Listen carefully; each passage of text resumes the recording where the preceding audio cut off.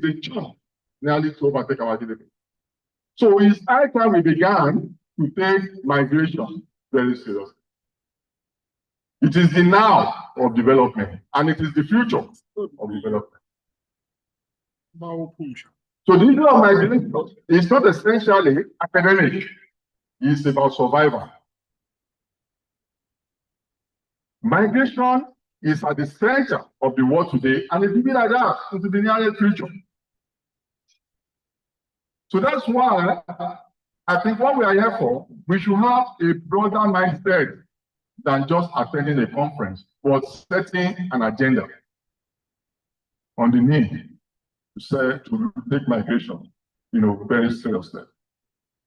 As the IT battled the presentation, it does mean to talk from my phone. I have different, what I call presentation questions, which I want to answer. Number one, what is Agenda 2063, which is a key variable in our presentation? What are intra-African migration trends? Don't forget, the title is African Union Agenda 2063. Intra-African migration, intra, migration within Africa. Identity and development in Africa. So I'll be talking after that on why is migration important. Thank you very much, actually. I give it to you. Kudos to you, not Kudus. So you know what I mean. I didn't mention anybody's. So I give us the next slide now. The next slide. So I've set the background why we should be concerned about migration. Because you can ask yourself, why migration? I've set that background that migration is shaping the political economy of countries. African identity. And what are the challenges and opportunities of leveraging migration for development? And what is the pathway to the African development? So, it's a framework, just like the Sustainable Development Goal, which is a global framework. So the African Union Agenda 2063 is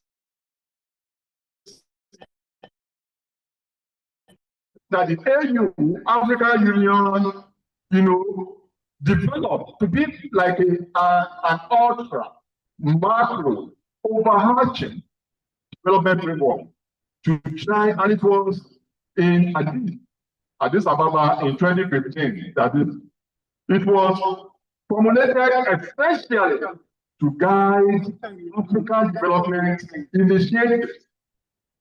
It's a very development of Africa.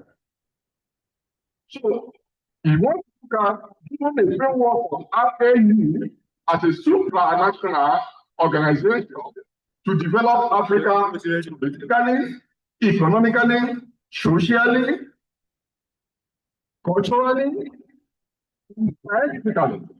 That allow us to be able to then go back. It is built on existing. Now you can go to the next slide, please. You can retain that slide. Let me talk to it. This is the presentation framework. That idea of making the fully work. So we have to be fast. Now, this is where I'm talking to now. If you look at it, it gives you the background of the Agenda 2063. It focuses on development, just like the SDG. And it's built on other existing frameworks within the African Union. So there are different elements, and it's based on situation analysis of development. the mega trend across the world. Next slide, please. Now, what is the relevant objective for us? It is to harness the potential of migration. And migration, Let us just consider. Okay. I've been studying migration for many years. And by the time I got into migration, I anchored there. Because it's a new instrument that has the immense capacity to drive development across many levels. Personal, I've had to migrate at different times. I still move around. And based on what we have seen in research, and at macro level, metro level, and micro level. Don't forget that there are countries that depend on migration towards their country, like their own crude oil. And there are communities that depend on migration. They send an individual abroad, and everybody depends on that person. And that's what we call change migration. Somebody goes, he brings the next one, he brings, there are families of migrants. I'm sure you will know some. They all gather, send everything to send one. One of my mama, bro, and like that. And it's to ensure that migrants' rights within African identity is protected. I want us to see, as I talk within Africa, to see Nigeria and see our family and see our community. Next slide, please. So the AU Agenda 2023 is to looking at integrated, prosperous, peaceful Africa that is driven from below. That's the unique one. Development from below. Top, bottom up, top, bottom approach. And we know that bottom-top approach is not sustainable in development than top.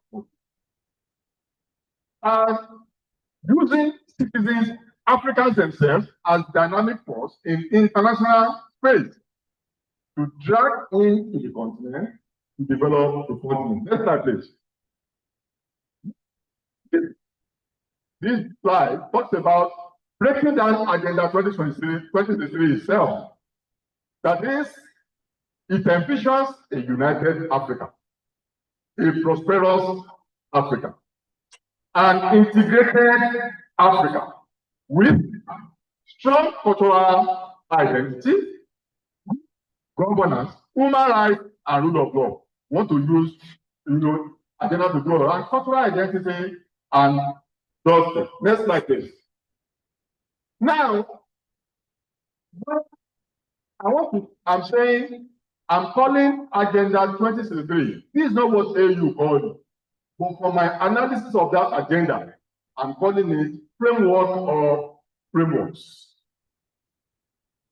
It's my coinage because of its centrality, its dynamics, its energy to drive development.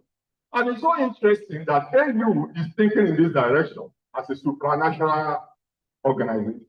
And this agenda will not end, just like SDG 2030. The SDG is not ending in 2030. 2030 just means that is the period of evaluation.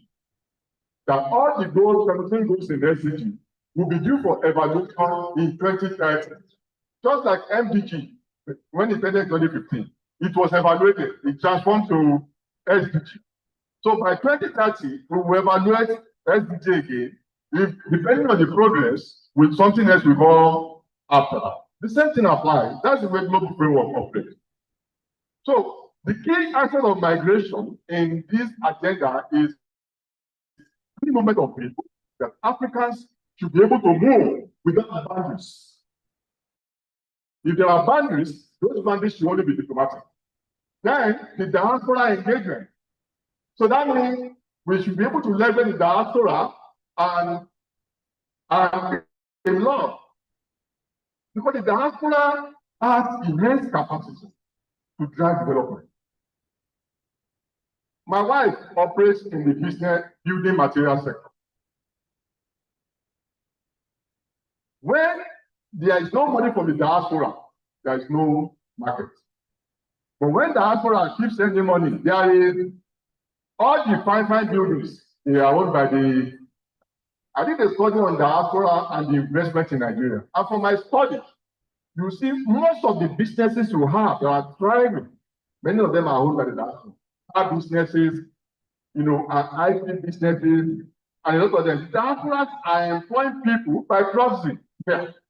So AU has still reason to say we need to better leverage the diaspora. It's a serious matter. Then common approach to migration management and government. So countries in Africa need to work together to better manage migration. And migration is central. Next slide, please. Now, what does this mean? This strategic initiative means easy visa issuance for any time I want to travel out of this country. My number one problem is visa. I want to go to Mexico now. The visa. Voila. South Africa, I just came back from Nairobi, Kenya 2 weeks ago. We have to move the meeting from South Africa to Kenya. Because to get a visa to South Africa, it's like a camel in the elbow. We move the meeting. The next one we're going to do to be in South Africa, we are moving to Nigeria. But South Africa will not give. All of you may not be able to go. Nasty visa experience. For Kenya, I was in my office. I applied, paid $30. The following day, I got the visa in my email. I printed. I got there. They didn't even ask me anything. Where are you coming? I'm a professor. I want to go visit. Where is your visa? I showed them paper. And I moved in. And we enjoyed ourselves for some days. And we are back. So visa is the major problem of migration in Africa. And it's denying us the opportunity of being a united continent. The continental free trade area, Africa, where you think that one, anybody can invest anywhere. I will show you some slides later. Then Nigerian policy and action. Next slide, please. Now, this Agenda 2063 is already evaluated at the point. Midterm, we call it midterm evaluation. You will see, look at these statistics.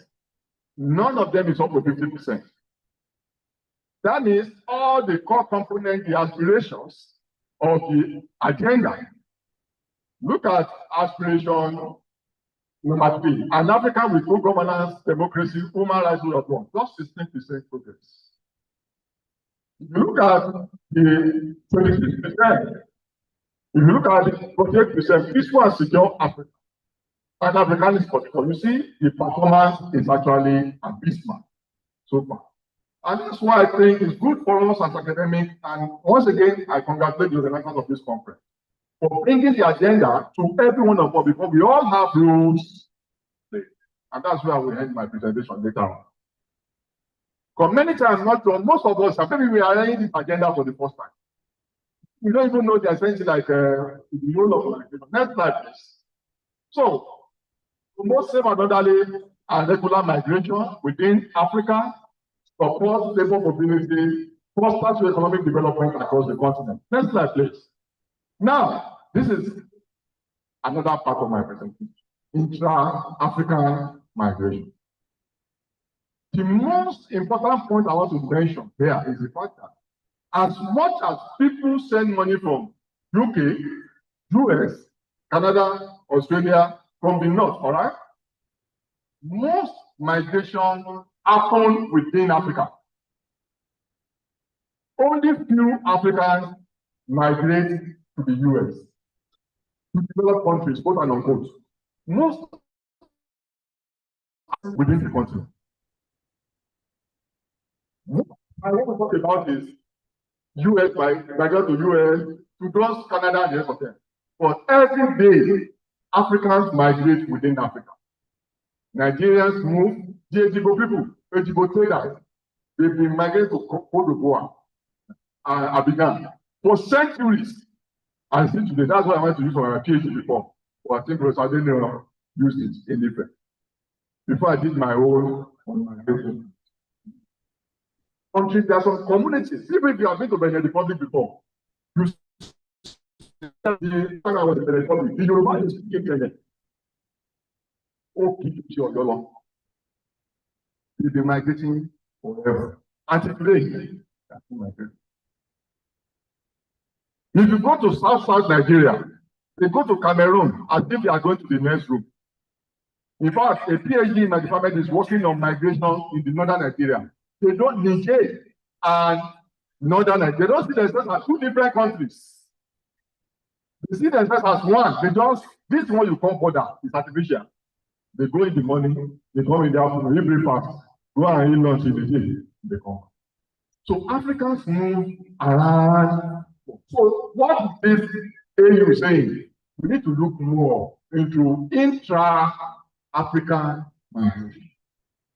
Because we have potential.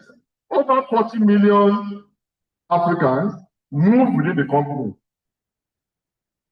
in 2025 alone. This reflects increase over, and there has been 25% increase in intra-African migration. Whereas there is a decrease in migration from Africa to European countries. You see, I'm a sociologist, so we deal with statistics. That shows us that we have to look more in the direction of intra-African migration than the inter. So even though migration outside the continent is common, most Africans still reside and do business on the continent. And we have to pay attention to this. Next slide, please.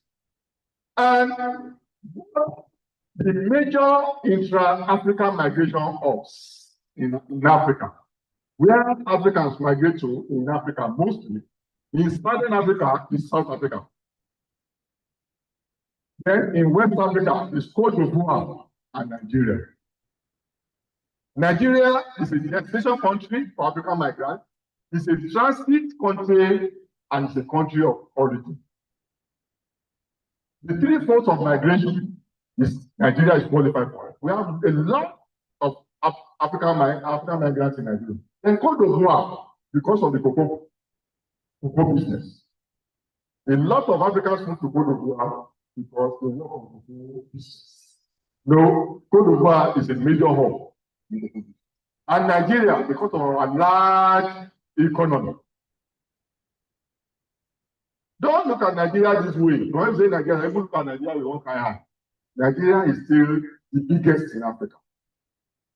And some sectors that we undervalue, other Africans come to exploit those sectors. There are huge potentials. When I teach migration or development, I tell people, sometimes I apologize if you don't understand Yoruba. If you are ready to build from the scratch in this country, a career, a business, the opportunities are here. I've lived in some countries outside this country. Some businesses we do here, you can't do it in some other places. You end up at the lower rank of the society. For Nigeria, the opportunities are limitless. And my point is that most times Nigerians don't see the opportunity outside that sea. The other day, I was flying into the country 3 weeks ago, and I was in front of an immigration officer. So a Canadian was in front. The immigration officer in Murtala Mohammed was saying, I cannot see anywhere to stamp passport on your passport. You travel, you just coming in. You know what the Canadian said? You fly. He said, I live there. I was sitting behind my he said, I live there. You know what happened? The immigration woman look at my face and we exchange dates, the two of us, but the dates we both understood. That can you imagine? The Canadian live there. And I see this all the time. It's not an isolated case. I live there, where I travel a lot, where I live there. And I see Americans say that, Canadians. There's no time I fly abroad and coming back. I will fly with white men now. Then what did they want to fight for here? And we are going. So there are potentials, and that's why you see, according to this data, Nigeria is a migration hub. It's better. I only synthesize to put this point there. Next slide, please. So, but in Africa, there are many informal migrations that are undocumented. Like the one I told you about in the north, they just move as if they want to go and visit a friend. It's migration. What is migration? Movement across a definite boundary over a period of time, usually 6 months. That's the simple definition of migration. Once you move across a definite boundary over an extended period of time, usually 6 months. So for many of them, they don't have reliable and accurate data on intra-African migration because the borders are not so formal. If you fly in Monitor Land Africa and you are going out, you fill a form. They ask you questions, so they know you are out. By the time you are back, they stamp your passport. So there is data on intra-African migration. Then it's a problem, and it creates a challenge for us to track and plan. Next slide, please. So these are major drivers of intra-African migration, labor migration, trade and investment, education, social factors, family affairs and the rest of them, cultural factors, politics, insecurity and conflicts, and history. Next slide. So there are hindrances to movement across Africa. What are these hindrances? Border restriction, visa, like I said earlier. And it's very difficult to fly, if you want to fly by road, by air, across Africa, than to fly from Africa to Europe. The other day I was in Togo. There was a Ghanaian, we were together. We boarded this, we were coming from Senegal. In fact, you can't see a direct flight in Africa, except it's Ghana and Togo. If you want to go to Senegal, sometimes you go first, you go stay 4 hours before you then go to Senegal. But you can fly from here to UK. Direct is just fine. So why you are still in transit to connect Africa? Because when they go to China, you don't wish. The real experience I've seen a lot of, and it's not so safe to fly in Africa than to fly in the coast. So there's problem of borders, then clumsy corruption. If you go by land, so by you want to cross Africa by land, corruption, land will kill you. They can even imprison you. Some modern African nations are hostile. You can go to jail in Benin Republic for cross. That's happened severally. There is security, processing economic policies. You know what is happening in Ghana. I will show you a slide later. There was Nigeria must go. It was on the 19th. It was on social media. Nigeria must go in Ghana. It was in the 19th, but something happened. Lack of computer skill, economic incapacity, transportation problems, like I said, connectivity and infrastructure. Next slide. So there is this continental free trade area that's supposed to facilitate connections. This is another policy. Africa is supposed to be free. In Nigeria to be able to start business in Ghana, start business in South Africa, start business in Mali. In Mali to come to Nigeria and start business. That's what we mean by Africa continental area. Next slide. So, but the identity, this is a major issue. African identity. Who is an African? I asked this question from Canada 2 weeks ago. I said, who is a Canadian? All of them told me what unites Canadians is the passport, Canadian passport, and love of money. That every Canadian loves money. And they must love money. Because you need money to do pay rent, you go street now. You owe money, you go to jail. So who is an African? That's why I say an African identity is complex and multifaceted. But we can synthesize to say African identity is Pan-Africanism. Africans that believe they are Africans and love Africans and are free associate. I was in one meeting recently, they asked somebody in Nairobi. They said we should be introducing ourselves. We introduce ourselves from the Nigerian and the Cameroonian. Somebody stood up and say, an African. We all clap for him. Because normally we should all be that is not divided.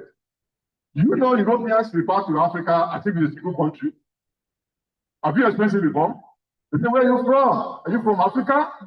As if Africa is Ghana. They will not answer from Nigeria, but many don't even know the countries in Africa. They think Africa are all black people, and it's one. So our identity should be a pan-African identity that sees ourselves as one.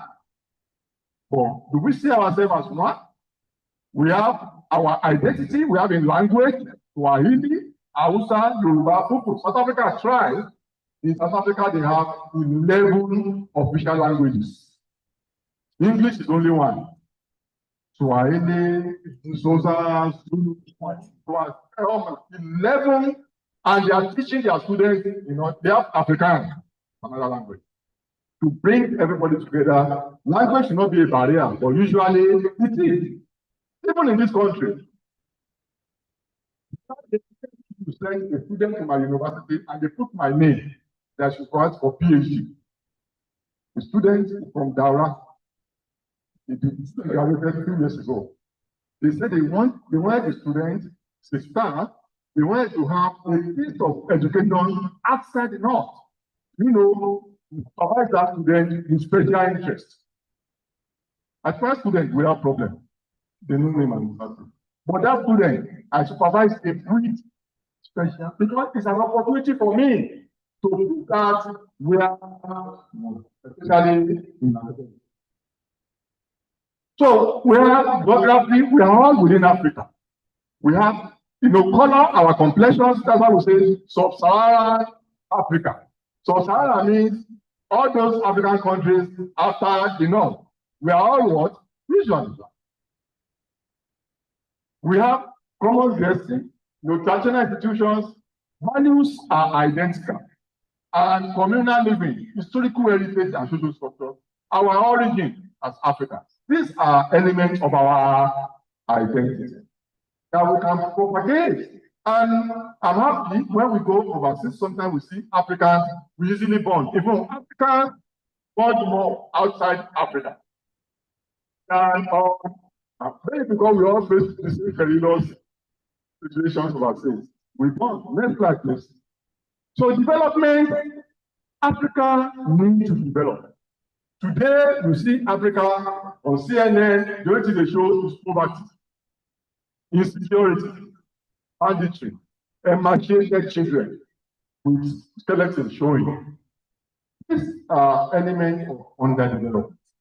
And that's why anywhere I go, and I want to beg you, if you are referred to as from a very poor continent, please reject it. You are in one, let's fight. When I go overseas for a conference, you refer to Africa negatively, you will fight. Because I will prove to you that Africa is even better than Europe. Yeah, I have data, but it's not for this conference. What are the measures of development? This thing. Are you living on the street in Nigeria? You don't live on the street. Even if you are mad, your family will put you somewhere and care for you. You have people living on the street in those places. You lose your job for 3 months, you are on the street already. You finance your house. And you say you are more developed than me that have a house? It can be. How much you buy in Europe and America, you don't credit. Yeah, I buy a car, can't scrap. I build my house from scratch. Who is now more developed? I'm more developed than you. Use cold. I call my body. Use hot. I open my body. Use cold. You can't afford it. Die in the house. And you say you are more developed than I am? Only work. So it's a matter of perspectives, and Africans, we need to read ourselves. Even if we are not rated that side, we have to what? Read ourselves. I'm speaking Gen Z language. We have to take ourselves more seriously. Development means, come back to that slide, capacity for growth, progress, advancement, economic and social, intellectual well-being. Development is not only about money, psychological well-being. We know WHO, capacity of all Africans to be the best. Opportunities for every African within the colonial perspective, the colonial structure. That is development that is not measured from the colonial perspective, but a development that is measured based on the context of our existence. Just like I put to you, all you buy is on credit. I buy my own, cash that. Mortgage. I'm taking the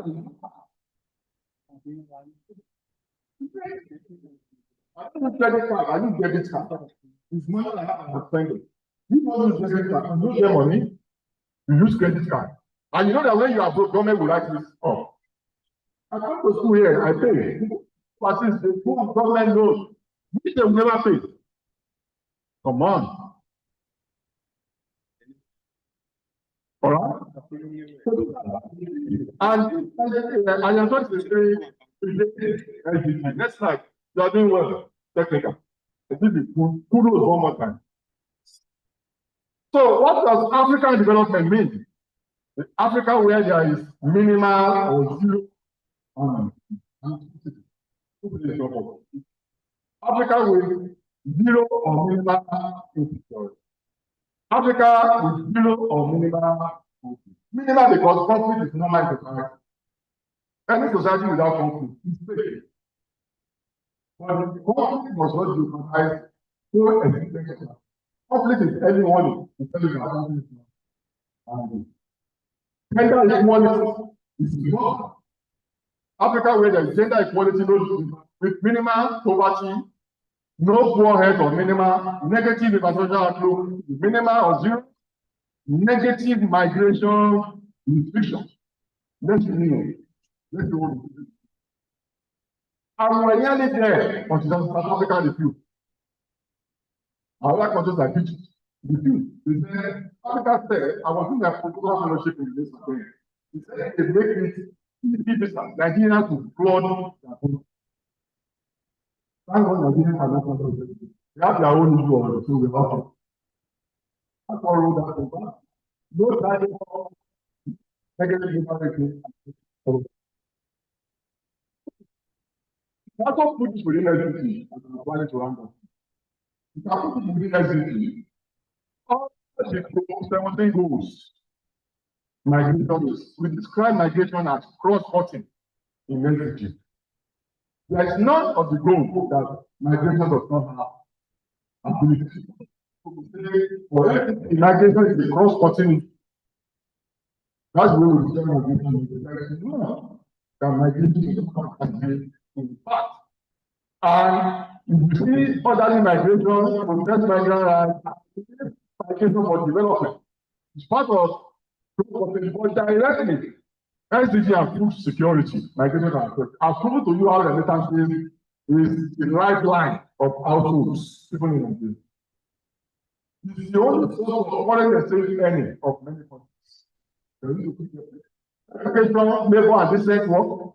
We've done all these remittances. Next slide, please. Oh, remittances, look at this statistics very well. Remittances and the development of Africa. In 2023, Africa has achieved up to $100 billion in remittances. It was almost 6% of Africa's gross domestic product. Official development assistance of foreign direct investment of 40 billion.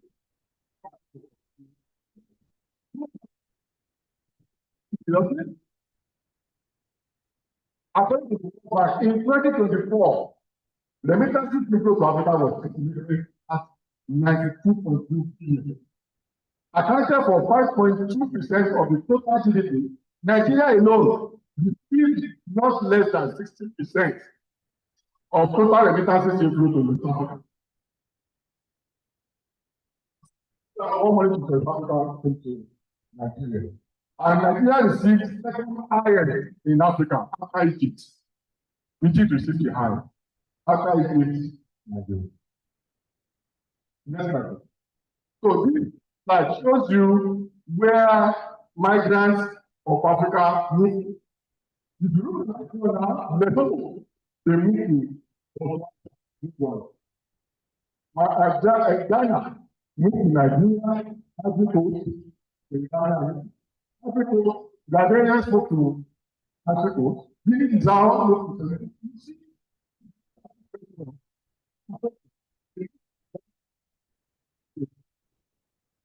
I just think that I will leave this slide. Anybody that wants it can get it from the university. You will see that Africans move, not that move abroad, but they move Africa also. And you will see this also. Countries and their remittances. Next slide. So this is the publication I did in 2022, where it is one of my research where I look at sustainable development goals and remittances in Africa. What I advise you, stakeholders, that they can actually use remittances to finance SDG, because part of the problems of SDG is lack of finance. Like even in Nigeria, you never have a chance to see MDG of different peoples. How many have you seen MDG? Advocating here that they should look towards remittance because it's huge and it's very significant. So statistics on remittances in Africa intra is immature, too little, and significant. Next slide. So the future of international remittances, it will increase because as people move, the remittances will increase. The times are also, now that Trump is sending everybody away, more people will come back to Africa and they will move to Africa. It's my prediction. So the future is that the anti-immigrant narrative is so that's why like I've shown you, continent, positive identity, capacity of the continent, harmonized policy. Go ahead. So there are challenges.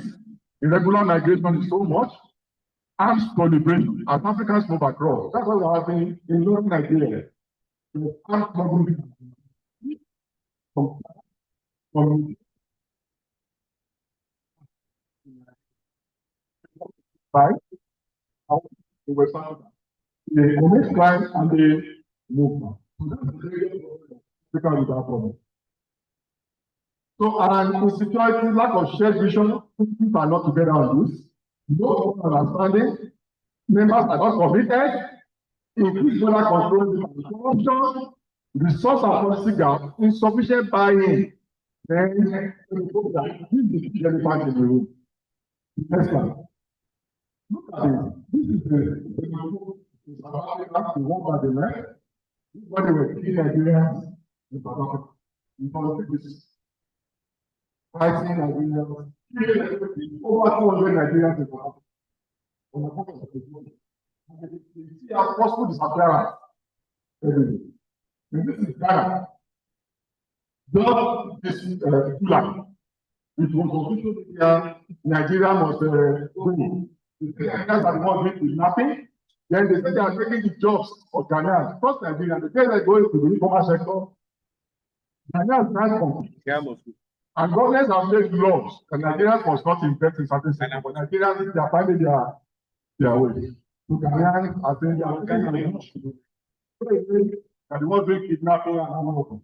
So that Ghana, Nigeria must go. But the government wrote the location. Nigeria has also sponsored anti-narratives. So by that 19th, the stadium was empty. But the important thing for us is that the gain traction online. And because of what is in the mind on an average person in that continent, they are intrinsically, I don't know, one day it will be wrong. When the first one happened. And the experiences and the people are right from the airport. The media that I want to interview you is a way to tell you that. You see, at the time at the airport for so long, then you know, this yellow card. Those of us you must find yellow card. The yellow card was fake. How can it be fake? And the letters also important. Collected the charge. They are saying it. How can it be fake? It's not only one thing. For the importance of our love consultants, you remember the photo of the whole day back in Nigeria. The most that I was going to so it's intrinsically in the mind of many. So, but an African cannot be a foreigner in Africa. I've traveled. They say, are you from Africa? I say, no. Just my country. Not just Nigeria. Ghanaian, Cameroonian, Gabonese. I say, I'm because they didn't really recognize the level you know. They don't know the kind of conversation. If you are the airport master, you can collect it. I have to do I have your own. You will just give them passport to everyone, but you will give them passport to everyone. And give your own to them. You cannot change Africa. You see, that's one. You can balance everybody, so you can't forget all the time.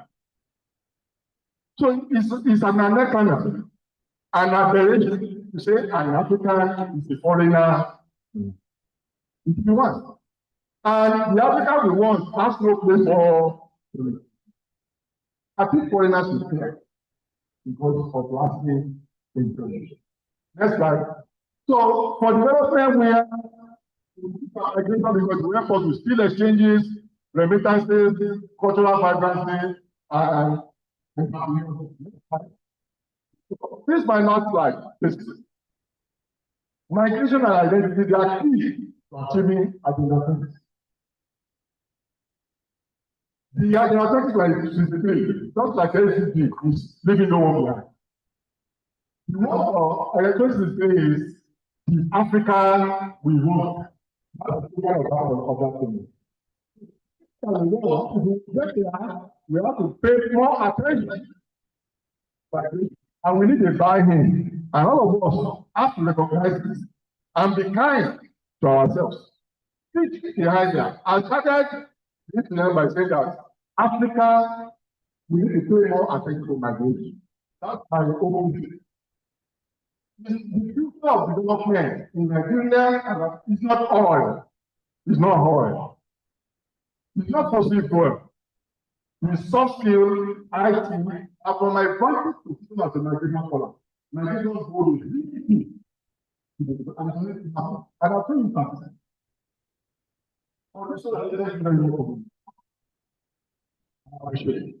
Thank you for listening.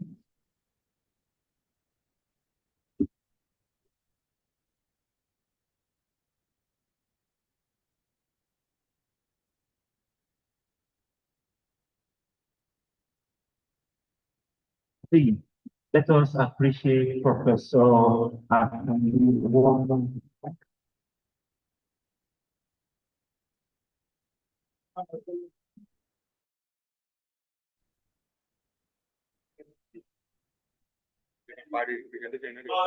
we can it's best for us to get feedback. I believe we can please maintain silence to hear ourselves very well. So please, if you have questions, let us take a 5. I'll count now. Okay. 1, 2, 3, 4, 5, 6, 7, 8, 9.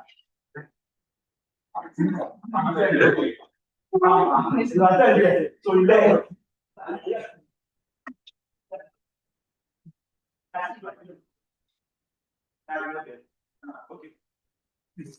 Yeah, all right, thank you very much. And I'll return the 2 kudos back to the lead favor presenter again. So thank you very much for that. This particular topic is something I'm quite interested in because of the aspect of digital diaspora and digital businesses. So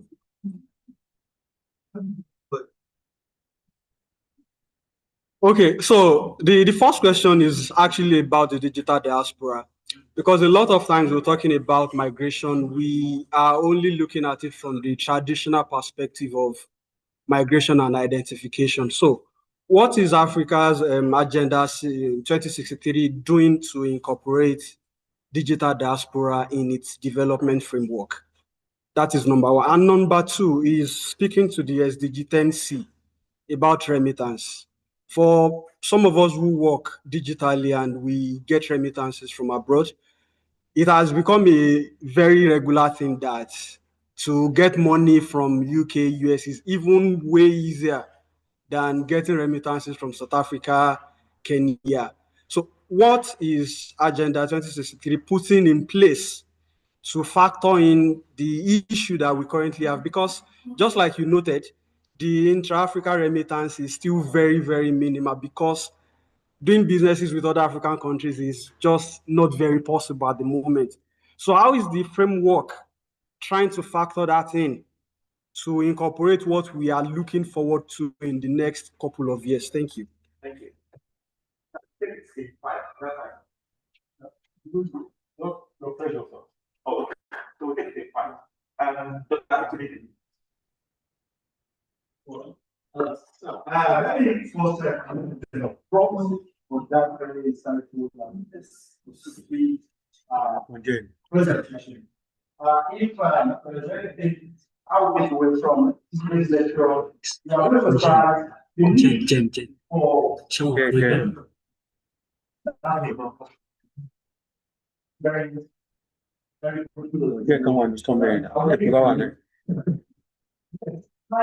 my conclusion is, in all of this, I would want to know the political implications of these migrations, because the intersection of politics and some of these issues, because probably maybe some of this xenophobic attack has to do. So I want to know how well the intersection. Then too, you are building on the very big data in the migration space. And I want to ask if there are narratives probably or I'm a storyteller probably from the sector. And so I want to know that are there been maybe very, very well packaged documentaries that are in this area that can actually reorientate Nigeria in the really Nigerian part from Java to Java. Thank you. Thank you. So, because I would like to ask my problem. And one of the ones that we have standard migration. One product, common product, very difficult to do. Then, I have language barriers. Language barriers. Then, conflict and wars.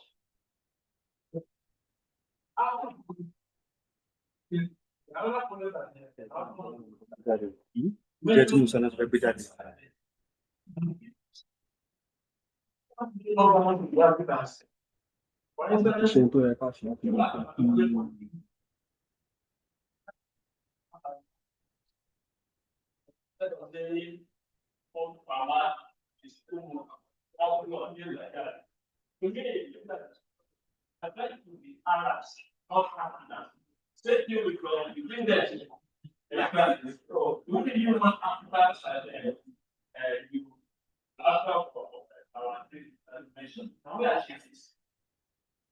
Thank you. That.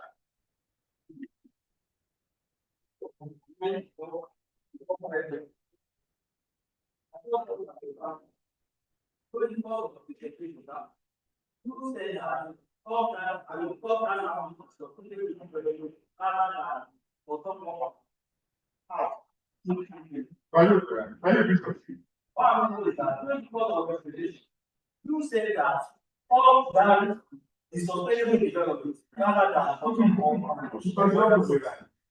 Whatever way around. Bottom is going to be encouraged. Bottom top. That's what you said. Thank you. Thank you. My question is what role will the researchers and the students play on that research agenda? Thank you, sir. Thank you. Okay. Thank you very much.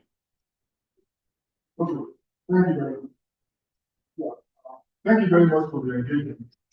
You see, I was trying to remember that there is start before. Yes. You see, the road that students are researchers and I will extend it to everybody. We play is directly smart. All of us have a role to play. For example, look at what I said about the university, telling the students and what did I say? I took extra measure. That is one international award. Wow. It's on that. Google me on Facebook. And look at that. In fact, it became a problem between you and you. Everybody was trying to grab you. Everyone was attributing. The other day, I was saying, why not? But you are saying, our best. But I mean, every was found out. And so, every was able to attribute much themselves. They paid him $1,000. Aside the fact, he also worked.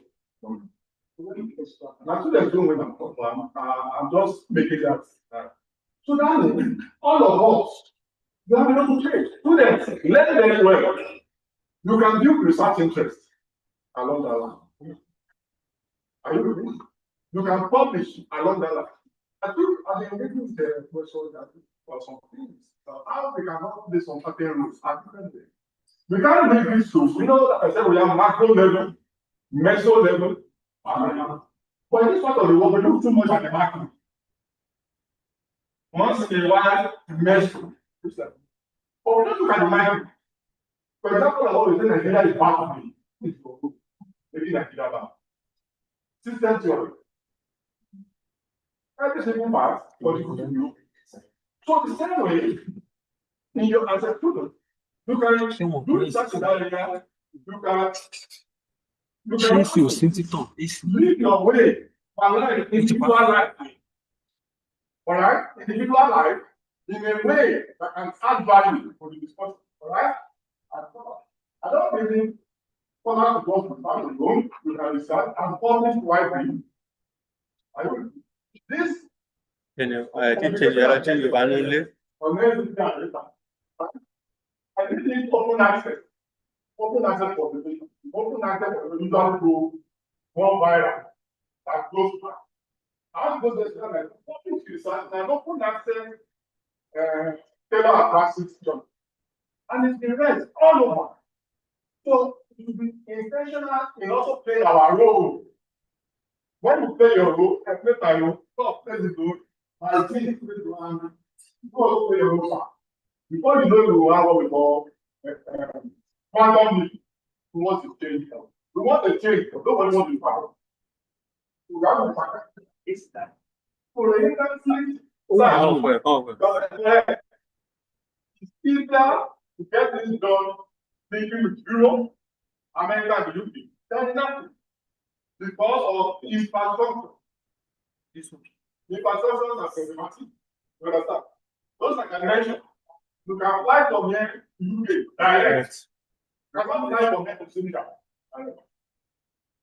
You have to stop over in Ghana or Lomé. And from this stopover, you will spend like 3 or 4 hours. In fact, they can take you from Lomé to Guinea-Bissau. Before you now go to Senegal, Dakar.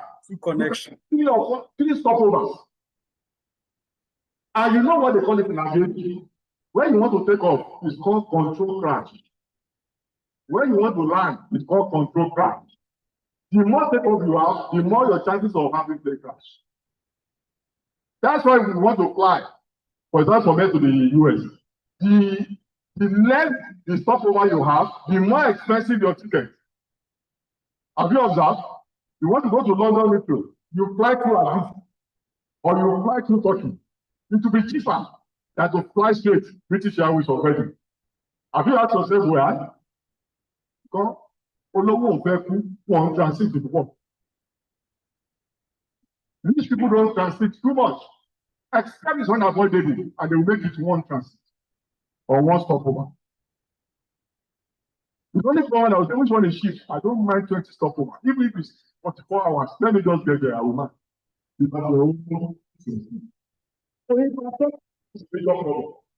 I was expecting some money, I'm expecting money from Nairobi. They told me, for example, let me say they want to kill me, for example, 500. They told me they will, I will only see like 300. Because it's 40% tax on every money from Nairobi to other countries. If you get the same money from UK, it's only bank charges. Not even up to $5. For $5. It's charges here at the bank. You see what I'm saying? So the infrastructure and the willingness to contribute to development. Why are they doing that in the US and UK? They know that this money is going to poor countries. Reduce charges on it. So this money can get to that place and be useful. For Africans, everybody just want to grab. So that's why, and the agenda that you mentioned had all of it, because of time. We also have some targets and strategies to achieve this. So digital diaspora is very important. And you are very likely. It's on. You can go on social media. It's on already. Go already. It's on already. So you have 2 points behind this. You can gain traction, and I'll follow you. You can get my number and meet with me. I'll follow you on social media. You look like a great guy that I want to follow. So, about political implications of migration. Yes, sir. All this xenophobia is politics. When politicians don't have something to show, they create a problem. Now, all over the world, the other day in Poland, one lawmaker was saying xenophobia is normal in Poland. That in fact, it should be encouraged. That xenophobia is what is bringing them together now. So they should do more of it. What does that tell you? They had nothing positive to show for being in government. Then they bring dangerous narratives. They know many people are anti-immigrant. So they build around that to speak relevant. Look at Trump. Like I said, a major reason Trump won was anti-immigration narrative. Parliament was built on anti-immigration. That's why from day one, a lot of the executive orders that Trump signed were on migration.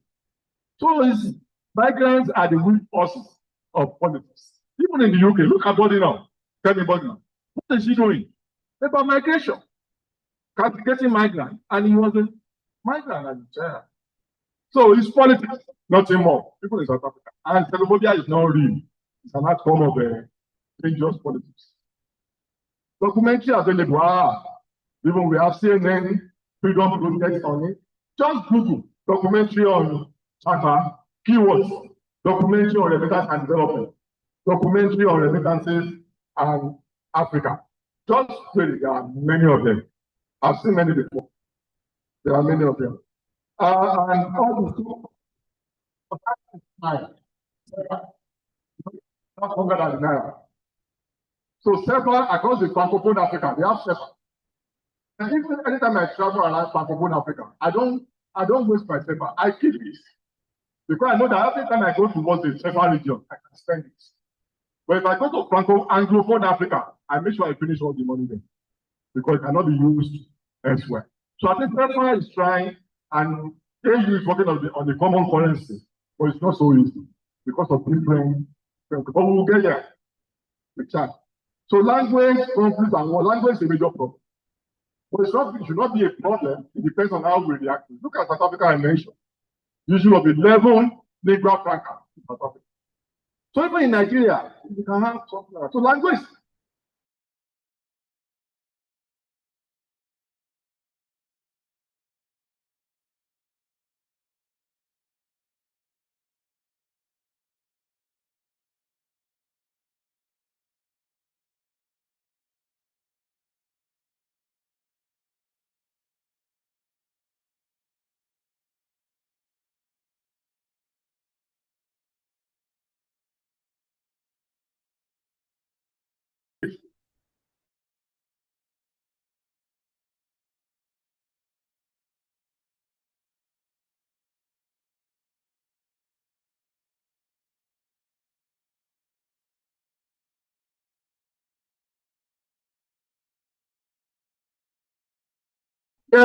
Now, I'm French by association. I'll be following your mouth and the idea. I forced them to stop. I couldn't contribute as much as I would have contributed, but that's a simple example of what I'm talking about. But as we go on, Hausa is the most widely spoken language in West Africa. Hausa. And Swahili in Southern Africa. So we have common languages like that and blended. Like we have Pidgin. Pidgin is commonly spoken. What's of Nigeria? But we will get there. Well, also, African identity, Africa no longer want to be, it's not only Africa. Even Nigerians no longer want to be in Nigeria. I'm having a running battle with my children. In the house, you must speak Yoruba to me. And you must kneel in the morning and prostrate. And I saw the agenda to my wife. You know, women can enforce more than men. Even they will over-enforce. And now my children, now they call their mother Male. Because they know. But a lot to say, you don't know Male. I know you know Male. They will call me Pale. Pale from where? Nobody anything for that. It's not call me, Bahami, or any other thing that is Yoruba. So it's globalization, weaponization, social media. Don't forget this Gen Z, these are our children, they were born with the internet and digital devices. Those children we have at home, to what extent are they our children? Ask yourself. If I get home now, even me and my wife, I'll be on my device. She's on her device. My children, everybody has the room, everybody else.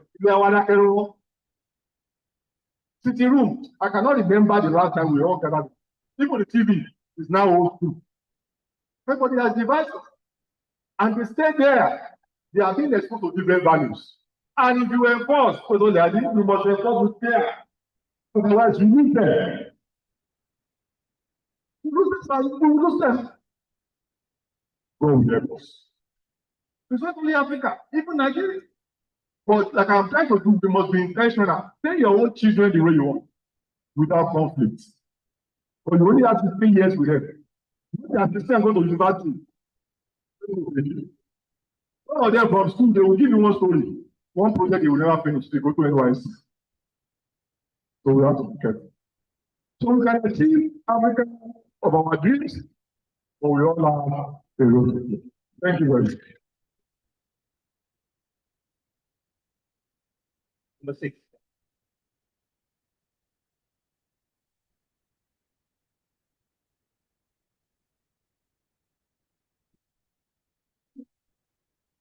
Thank you, sir. My question, what are some major challenge you identified in your presentation as a reason why Africans have not really integrated, which is xenophobia?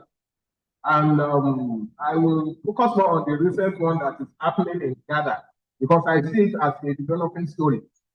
Yeah, what actually brought about it, to the best of our understanding, is the idea of a particular Nigerian based in Ghana, from a particular Nigerian tribe anyway, who decided to establish a kingdom of that tribe in Ghana. And that was what brought out the innate xenophobia among Ghanaians against Nigerians. And that out the Jollof war that was virtually online, and it made it a very common thing. My question is it not better we consider making people know their countries when they go outside their countries, rather than trying to do anyhow? I will put a video of a Nigerian from that same particular tribe in South Africa leading a weapon against 1,000 Africans and telling them to go to hell. In fact, from a translation, he was telling them to go to a village that they should leave Johannesburg, the capital, a village, Transnet, or what's the name of the village, that Johannesburg belongs to Transvaal. himself. Transvaal. Not Transvaal.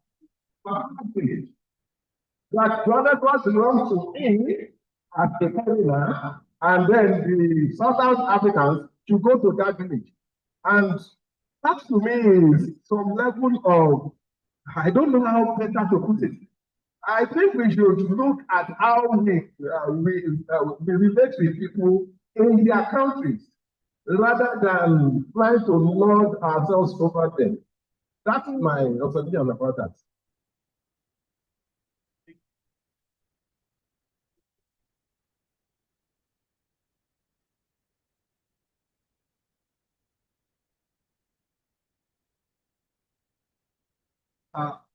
Thank you very much, Prof, for that amazing presentation. I really enjoyed it. Thank you. Two things that I would like to say. The first is that what are you doing to ensure that we carry the media along? Because all along, when we talk about migration, we don't even look within Africa. Every time we measure migration outside of Africa, and mostly coverage is usually negative. Whether people are being deported, issues and all of that, people crossing the oceans and rivers to get to some places in Europe. So what are you doing to ensure that we begin to look and interrogate our narratives concerning media coverage of within Africa? It is very critical insight. Secondly, and this speaks to the fact that what you have told us this morning has shown that the issue of migration is interdisciplinary. The Women African Champion, the World Cup was recently concluded in Morocco. And when you go online, you see fierce competition between countries. You see, especially the narratives, South Africa, Nigeria, you see serious agitation in terms of what they post and say about other countries based on that competition.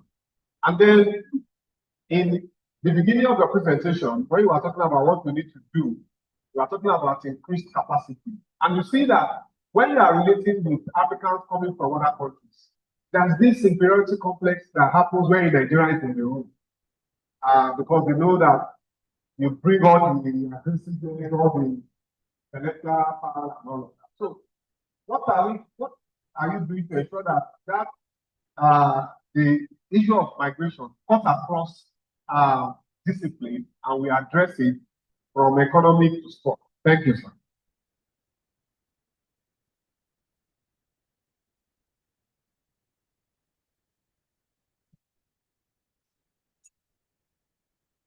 Yeah, thank you, Prof. Actually, I enjoyed that lecture. Yeah. But my question can be centered on two areas, which somehow is aware. The first one is it not necessary to create a slide, like a form of slide, to compare the inter-African migration and African migration to other rest of the world, so that we can give a clear picture why African people to move to Europe or other advanced countries rather than Africa. It can also help the African leaders initiate some policy that can prevent African migration to the rest of the world. That is number one. Number two is the hostility nature of African aspect of the work of other African migrants can we relate it to the failure of African leaders? Because we cannot say failure of African states. God really bless most of the African countries. But can we say as a result of failures of African leaders and failures of the Africans themselves? And that is what caused all this hostility between Africans. Thank you, sir.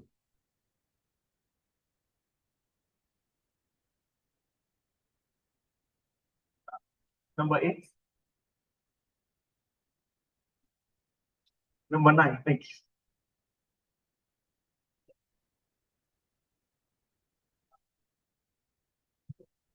Thank you very much, Paul, for that insightful presentation. I value it.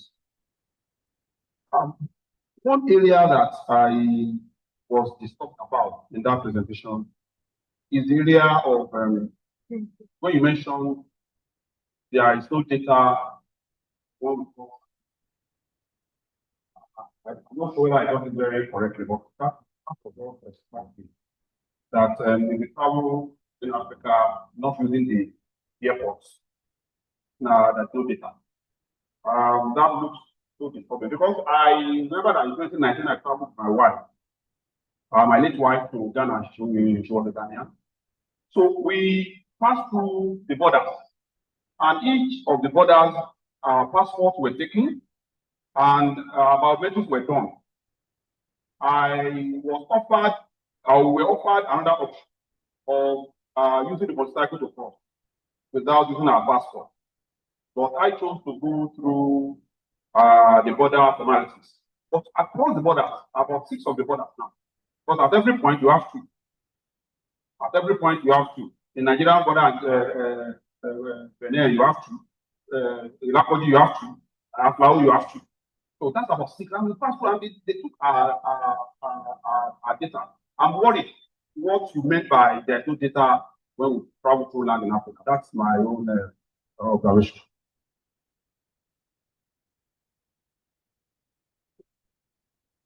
Good afternoon, sir. Thank you so much. I apologize that I might not be able to stand up because of my laptop. I really enjoyed your presentation. I'm very concerned that we're going to have serious problems in Nigeria going very soon. Okay, so I have friends and relatives who are involved in construction, building construction. And so I always find it exciting, even though I'm a communicator. So when I go there with them, we see people from Osogbo. They are usually very good with hands and all of that. And when they want to send money to them, they would tell us their NI number and BVN and all of that. And when we're like, okay, how come you have NI number or BVN? And they'll tell us, well, I just paid 2,000 naira or 5,000 naira. And these are clearly Togo names. And they'll say, I will not say, okay, which state did you claim? Well, somebody will say Oku. Another person can say Oshun. I mean, I'm not even talking about Nigerians who are claiming Nigeria. And we are saying we don't know how to identify them because they are Hausa speaking or they seem like they are from the north. I'm talking about people with distinct names, their looks, their names, showing that they are obviously not Nigerians. They have NIN, they have BVN, and some of them are beginning to get international passports. And it scares me a lot, and I'm just wondering what is going to become of us in the near future. I even know some people from the Republic of Benin, and they also have Nigerian passports. But their own is kind of, I don't think we're supposed to excuse it, but you can still excuse it because some of them will bear Fatonji, and I have a colleague who bears that name who is from Badagry. So you can even excuse Beninois having Nigerian passports. But when we begin to have Cameroonians and Togolese, and we are handing them our national heritage because of 2,000 and 5,000 or 100,000, then I'm just super worried, and I would love to have your comment.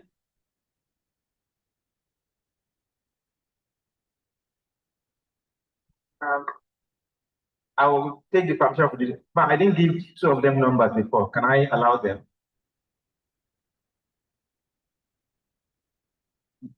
I should do, okay.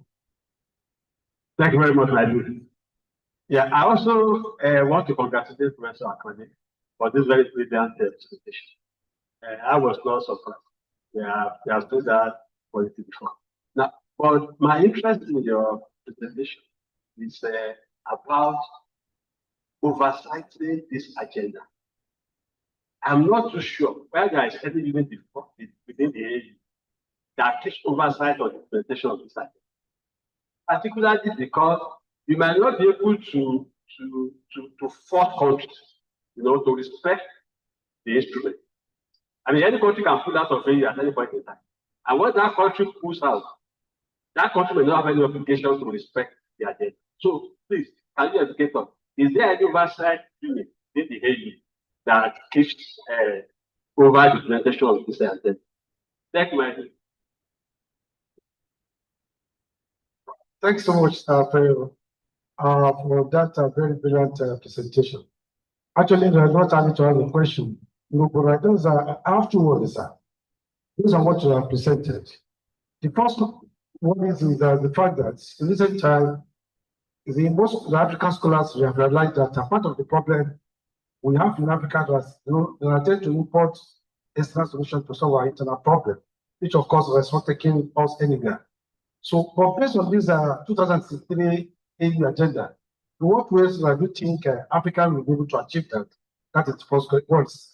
Second one is the fact that in recent times, I was privileged to to do a research on the migration, and I'm so much worried that I've not seen many scholars like you, who of course have tried to document all what you are trying to present to us. I then begins to wonder what is the problem. The Africans are today, when they are invited, that they can talk, and of course, they have talked really like what you have delivered to us now. In what ways do you think? Because if Africans have failed to document our history, it's unfortunate that those who, of course, today are writing on Africa, they have not been privileged to see the interior of the aeroplane, that to the African continent, and they'll be writing. Either we like it or not, of course, we have to consume whatever they are giving to us. That's why they can refer to Africa as we are barbaric, we are civilized, we are cultured, all these bad prejudices, sir. So what do you think, what efforts, sir? But maybe I want to just put that personal challenge that at least you have made to actually document us, because if you fail to write the whole history, they will continue to write it for us. What effort at least have been made to change the narrative in the way, sir? Thanks so much, and my dear, sir. My dear, for giving me the permission. Thank you.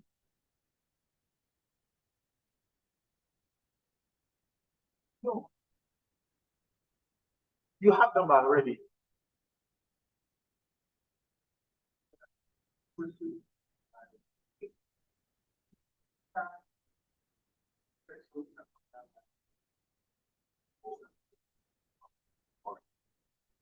Yeah, I must commend my friend Professor Leadi for being very professional and pragmatic. What he tries to do is that what you wanted to ask, others have asked. So it's of no use asking again to waste time. Thank you very much, Prof. That's very international. Now, I will start from the last one. And I'll be brief this time. You can see I will press for time.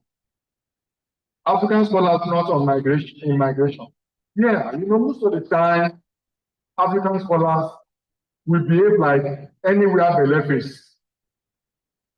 Where is the grants? Where is the money coming from?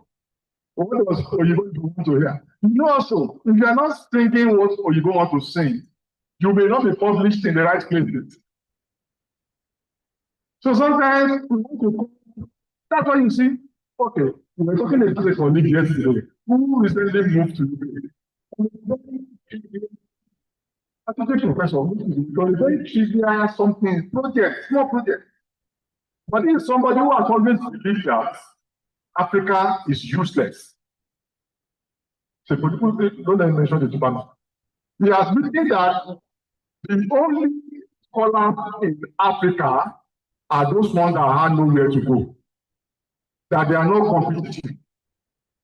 He has published that. So it's not only Oyibos that drag us. There are some people who are here, but they don't believe in here. This somebody, if he travels abroad, he will bleach before he returns. You see? He has written that the competitive Africans have moved abroad, but the ones on the continent are laid back, they have no quality, that's why they remain on the continent. This example, somebody I know very well. So it's not surprising when they left to like last year, to go and take like research assistants in the UK university. That's what they do, most of them when they go. So we need to change the narrative. And like talking about migration, in fact, the reason I stayed in migration studies, after you look at my trajectory, you see that I just stayed there after I come here and I started working. I see there's an area that is underexplored. And I see that is an area with development potential, so like I presented earlier, and we have to speak in narrative. People today, I have a YouTube channel. On that channel, I teach sociology, I teach research, I teach migration. My latest video on Sunday was on migration, combating anti-immigrant narrative. And then I teach also about relationship. So that's about what I've done personally. And I was explaining with the person that I did today.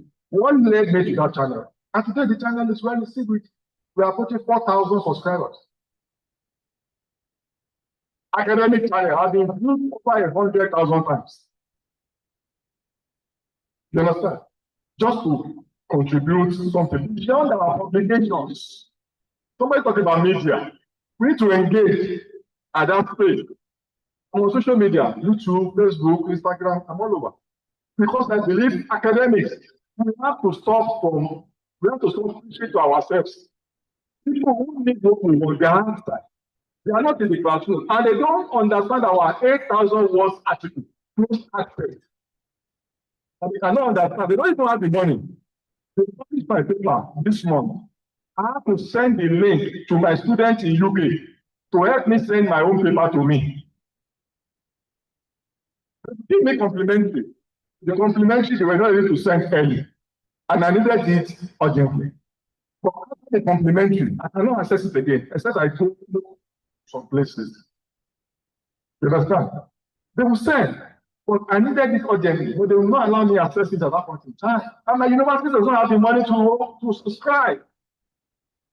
So that's why all of us, that's the channel social media presence is number one.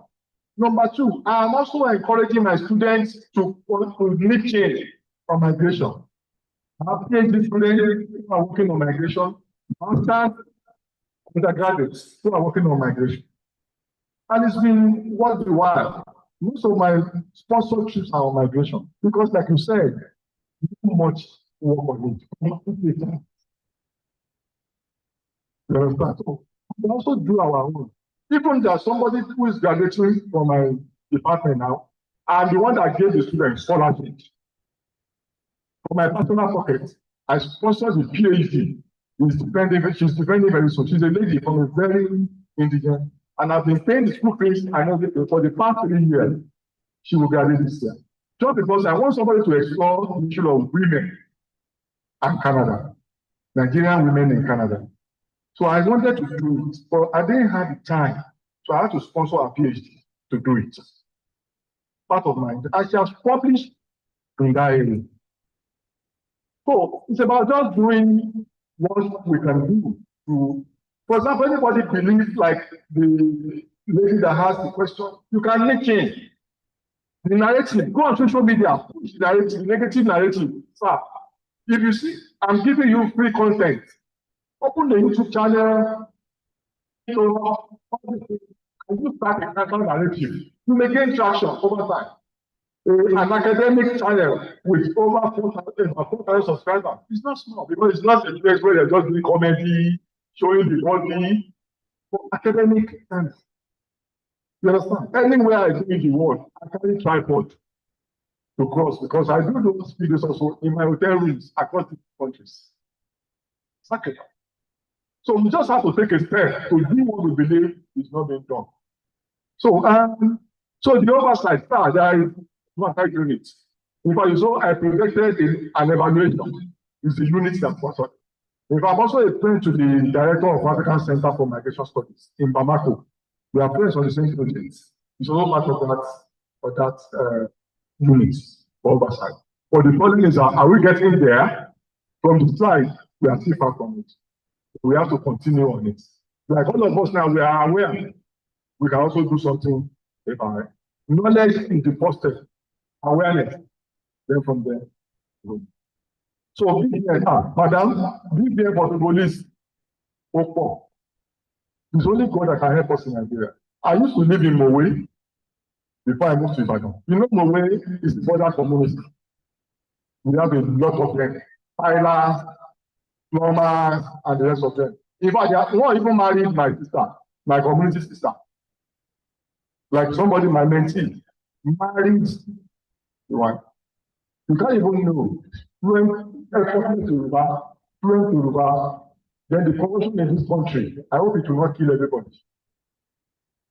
Remember the household. It's not normally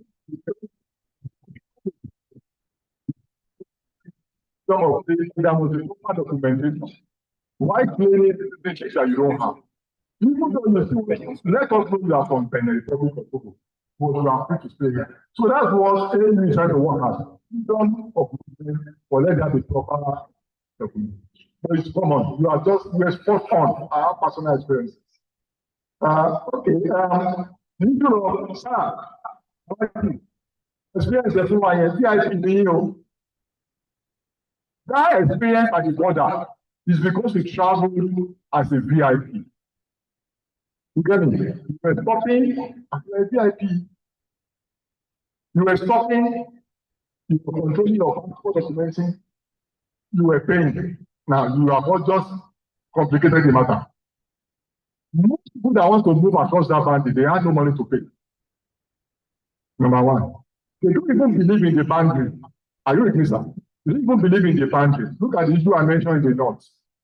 Then most of them also engage in activities, both legal and illegal. They do not pass through where you are. That's why the data is not so reliable. Most of them will not, you decided to pass the border with the immigration. Most of the people travel by land borders, look at your level, we pass through some illegal routes. That's why we call it informal movements. And I've used those borders. That's my experience too. They will pay you, escort you from Nigeria angle, escort you from the other angle. As you travel through, that's what you will experience. Sometimes many people don't use that COMAS channel. So hostility, yes, freedom of African leaders, that's a major reason. Yeah, migration is interdisciplinary. It's like a big elephant. Touch it where you can touch it. People might work on migration, it's dynamic. Recently, I did a publication on interspousal conflicts among Nigerian migrants overseas because of dynamics of people feeling themselves abroad, people fighting, and the role of the kinship and social networks. I moved to that one to study. So if there are different areas, everybody is welcome. So you too, media and African migration, you too, you can start a media channel, you can publish, you can also do content to change the narrative. And well, yeah, you're very right. People go abroad and want to take over other people's places and lord it over them. It's a major salient cause of xenophobia. I think I've written an article before, sometimes ago, that migrants need to be properly educated. You must be able to integrate your host communities and respect their culture, respect their values. Otherwise, there will be crisis. Thank you very much.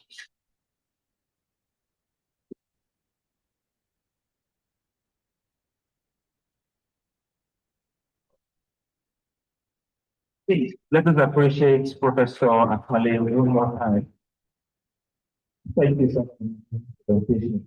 To further show our appreciation to you, I want to invite the Dean to please assist in the presentation of our survey to Professor Olayinka Akale. Dear Listening Chair, please. Okay, it's already in. All right.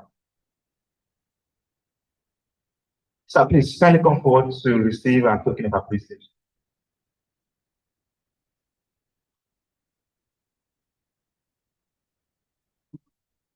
Thank you so much, sir. This is not much. We can't afford to pay you. You know that very well. But we just take this as a token of our appreciation. Thank you so much, sir. We appreciate your presentation. It's been a very thank you. Yeah.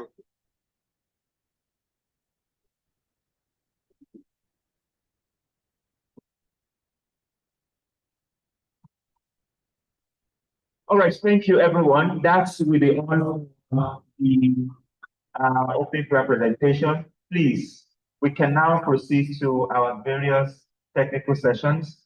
Our lunch will be served at those plenary sessions. So we have the very first one on migration. So the virtual session On migration, artificial intelligence, and digital finance, we hold at COMAS PG boardroom. COMAS PG board, please, we approach the college and we can ask for the PG boardroom there. Also, the one on digital economy, sustainable finance, and human development, we hold at PG seminar room 1. PG seminar room 1. The PG seminar room is just opposite the College of Market and Social Sciences. And the final one, media, migration, and national socio-political development, we also hold at PG seminar room 2. So please, we can now proceed to those venue for us to continue with the conference proceedings. Thank you, everyone. We wish us a fruitful deliberation. Please, before we go, please, we'll take a group photo with our guest speaker. And okay. Please, we will do that outside. Please, photographer, please let us move to the outside. Thank you, everyone. We have to the celebration. Very thank you. Sure, no. Yeah.